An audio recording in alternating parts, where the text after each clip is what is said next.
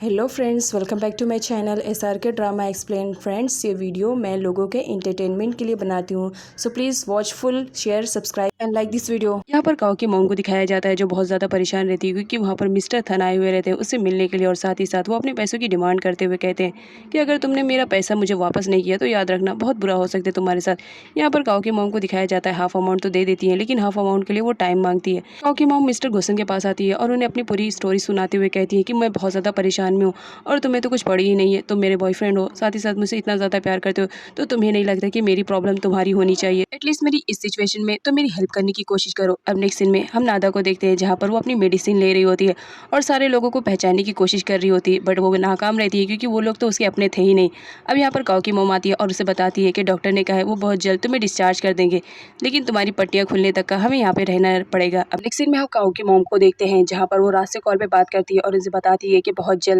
काऊ की पट्टियाँ खुलने वाली है, तो वो चाह रही है कि तुम उसके सामने हो। अब यहाँ पर जो हमारा रात रहता है वो कंफ्यूज रहता है, लेकिन क्या करे, वो काऊ से प्यार भी करता था, इस वजह से वो डिसाइड करता है कि जाएगा। यहाँ पर दिखाया जाता है नादा की पट्टियाँ खुल रही होती है। अब यहाँ पर जब पट्टियाँ खुलती है तो वो खुद भी शौक में रहती है क्योंकि जब डॉक्टर गुसन उसे मिरर देते हैं और अपना फेस देखने के लिए कहते हैं तो वो अपना फेस तो देखती है, लेकिन उस फेस से वो बहुत ज़्यादा अनजान रहती है, उसे समझ में नहीं आता है, वो पहचान ही नहीं पाती है अपने आप को। और यहाँ कहती है कुछ तो डिफरेंट लग रहा है, पता नहीं क्यों, मुझे कुछ भी याद नहीं है, लेकिन अपने फेस को देखते ही मुझे अजीब सा फील हो रहा है। तभी वहाँ पर रात भी हॉस्पिटल में आ जाता है काऊ से मिलने के लिए। अब यहाँ पर डॉक्टर गुसन देखते हैं कि रात आ चुका है तो वो वहाँ से चले जाते हैं और कहते हैं कि मुझे लग रहा है तुम दोनों को अकेले में बात कर लेनी चाहिए। अब यहाँ पर दिखाया जाता है जब रात आता है काऊ से बात करने के लिए तो वो देखकर शॉक्ड भी रहता है क्योंकि नादा को दिखाया जाता है वो तो अपने फेस में ही बहुत ज़्यादा परेशान हो रही होती है, उसे बहुत ज़्यादा अजीब लग रहा होता है फेस, क्योंकि वो उसका रियल फेस नहीं रहता है। तभी वहाँ पर काऊ की मॉम की भी एंट्री हो जाती है और यहाँ पर वो काऊ की ड्रेस उसे देते हैं। जब हमारी नादा वो ड्रेस को देखती है तो बहुत ज़्यादा यूनिक टाइप में रहता है, उसने कभी भी ऐसे ड्रेस को वेयर नहीं किया था, तो उसे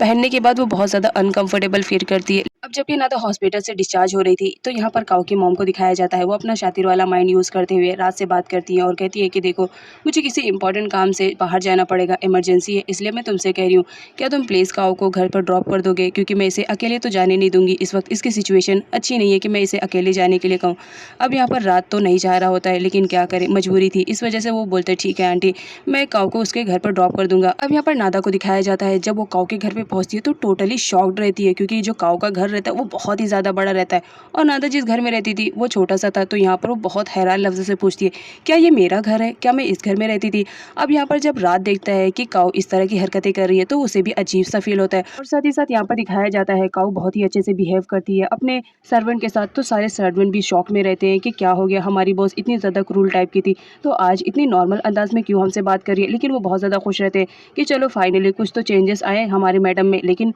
वो लोग कन्फ्यूज़ भी थे कि एक ही एक्सीडेंट में ऐसा क्या हो गया। अब यहाँ पर रात को दिखाया जाता है उसे भी काऊ कुछ अजीब सी लग रही होती है। नादा को तो काऊ का चेहरा दे दिया जाता है, लेकिन काऊ की हैबिट्स, आदतें, वो क्या करती थी क्या नहीं करती थी, उसे क्या पसंद था क्या नापसंद था, इन सब के बारे में तो नादा को कुछ आइडिया ही नहीं रहता है। यहाँ पर वो एक बड़ा सा पियानो देखती है और पूछने लगती है ये क्या मैं इसे बजाती थी, जिस पर रात कहता है तुम्हें मालूम नहीं है कि ये तुम्हारा फेवरेट है और तुम्हें इसे बहुत अच्छी तरह से बजाना आता है। अब यहाँ पर पास्ट में दिखाया जाता है जहाँ पर काऊ एक वक्त पियानो बजा रही होती है और जो रात रहता है उसकी पियानो की धुन सुनकर मगन रहता है। अब यहाँ पर प्रेजेंट का सीन दिखाया जाता है जहाँ पर रात तो सुनकर हैरान रहता है कि इस काऊ को तो पियानो के बारे में कुछ आइडिया नहीं है। अब यहाँ पर दिखाया जाता है रात काऊ को लेकर जाता है और उसे उसका कमरा दिखाता है जहाँ पर काऊ वेट कर रही होती है कि ठीक है अभी ये यहाँ से जाएगा, लेकिन वो नहीं जाता है तो उसे बोलती है कि तुम यहाँ से चले जाओ, मुझे रेस्ट करना है, जिस पर हमारा रात गुस्से में आ जाता है और कहता है कि अभी कोई दूसरा होता तो तुम उसे अपने कमरे में घसीट लेती और मुझे जाने के लिए कह रही हूँ जबकि मैं तुम्हारा फियांसी हूँ, और यहाँ पर चिल्लाने लगता है। अब इस बात से हमारी नादा जो रहती है जो कि एक्चुअल में अभी काऊ में कन्वर्ट हो चुकी थी वो बहुत ज़्यादा अपसेट हो जाती है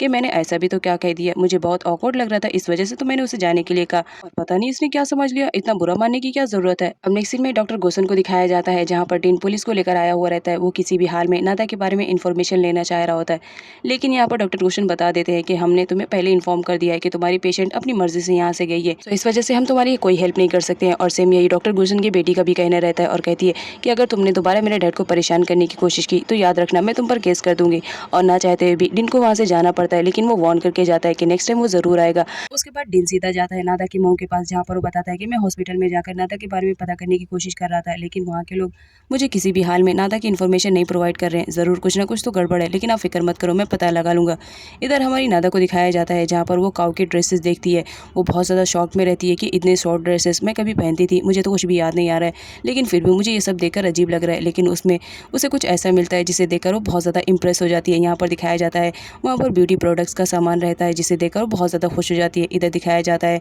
डॉक्टर गुसन अपनी बेटी के साथ आए हुए रहते हैं नादा से मिलने के लिए। अब यहाँ पर नादा को दिखाया जाता है काऊ के कवर से जितने भी ब्यूटी प्रोडक्ट्स मिले थे वो सारे के सारे सर्वेंट पे यूज़ कर रही होती है और ब्यूटी प्रोडक्ट्स के इंपॉर्टेंस के बारे में बता रही होती है। तभी वहाँ पर काउन भी पहुँच जाती है। अब यहाँ पर दिखाया जाता है काउन और काऊ दोनों बहुत ही अच्छे बेस्ट फ्रेंड थे बचपन से। तो यहाँ पर वो उसकी हेल्प करने के लिए आती है ताकि अगर वो उसकी कुछ हेल्प कर सके उसकी मेमोरी वापस लाने में तो बहुत अच्छा रहेगा। यहाँ पर दिखाया जाता है वो अपने डैड से बोलती है कि यहाँ पर हमारी काऊ कितनी ज़्यादा चेंज लग रही है ना, एकदम डिफरेंट ऐसा लग रही है कि जैसे कोई न्यू काऊ है। अब यहाँ पर दिखाया जाता है काऊ उसे याद दिलाने की कोशिश करती है कि देखो ये तुम्हारी फेवरेट प्लेस है, जब भी तुम कभी भी स्ट्रेस में रहती थी तो यहाँ पर आकर बैठती थी। लेकिन यहाँ पर काऊ को दिखाया जाता है जो कि एक्चुअल में नादा रहती है, उसे तो कुछ भी याद नहीं रहता है। यहाँ पर लोग उसे ज़बरदस्ती याद दिलाने की कोशिश करते हैं। अब यहाँ पर डाइनिंग टेबल का सीन दिखाया जाता है जहाँ पर काऊ की मोम भी आ चुकी थी उन लोग को ज्वाइन करने के लिए। यहाँ पर सर्वेंट को दिखाया जाता है काऊ ने उसका जो मेकअप किया था उसकी वजह से वो बहुत ज़्यादा खुश थी, लेकिन सामने काऊ की मोम को देख के वो उदास हो जाती है क्योंकि वो बहुत ही ज़्यादा क्रूड टाइप की थी। अब यहाँ पर दिखाया जाता है जब सर्वेंट फूड लेकर आती है सर्व करने के लिए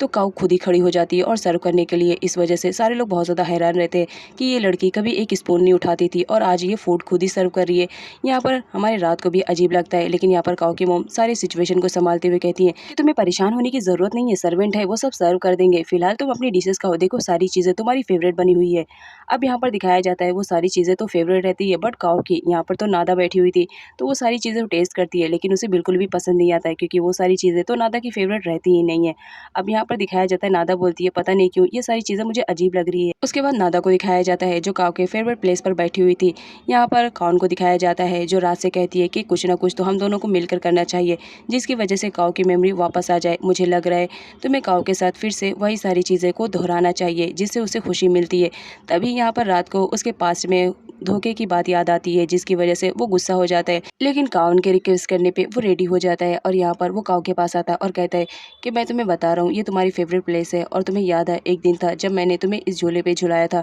लो इसका मज़ा अभी तुम यहाँ पर लो। अब यहाँ पर दिखाया जाता है वो तो गुस्से में रहता है, इस वजह से वो झूले को बहुत ज़्यादा हिलाता है जिसकी वजह से हमारी नादा को यहाँ पर दिखाया जाता है उसे बहुत ज़्यादा अच्छा लगता है और वो इंजॉय करती है। अब यहाँ पर दिखाया जाता है वो बोलती है चलो अब तुम्हारी टर्म, तुम भी बैठो, मैं भी तुम्हें इसी तरह से झूला झुलाती हूँ। अब यहाँ पर दिखाया जाता है जो हमारा रात रहता है वो बैठ जाता है और बोलता है ठीक है तुम्हें जो करना है करो, मुझे इससे कुछ भी फ़र्क नहीं पड़ेगा। यहाँ पर दिखाया जाता है हमारी जो नादा रहती है वो बहुत ज़्यादा स्मार्ट रहती है, वो डबल तेज़ी से झूले को स्विंग करती है और बोलती है बताओ तुम्हें कैसा लग रहा है। ये लोग तो यहाँ पर इंजॉयमेंट कर रहे थे लेकिन दूर से खड़ी काऊ की मोम ये सारा नज़ारा देख रही होती है। अब इधर डिन को दिखाया जाता है जो नादा के लिए कुछ भी कर सकता था और इस वक्त वो डॉक्टर गुसन के घर पर जाकर उनकी जासूसी कर रहा होता है जहाँ पर वो उनकी बेटी के साथ किसी लड़की को देखता है और वो बहुत ज़्यादा शॉक में हो जाता है। उसे लगता है कि वो नादा है, इस वजह से वो दरवाजे पे आता है जहाँ पर उनकी बेटी आती है और कहती है कि तुम इतनी रात गए क्या कर रहे हो। जिस पर डिन बोलता है मुझे पूरा मालूम है, तुम लोग ने नादा को किडनैप करके रखा है, मैंने देखा है नादा यहीं पर है। वो बार बार मना करती है कि नादा यहाँ पर नहीं है लेकिन डिन को बिलीव नहीं आता है। वो कहता है मैंने नादा को देखा है, एक बार तुम लोग डोर ओपन करो, मुझे तुम्हारे घर की तलाशी लेनी है,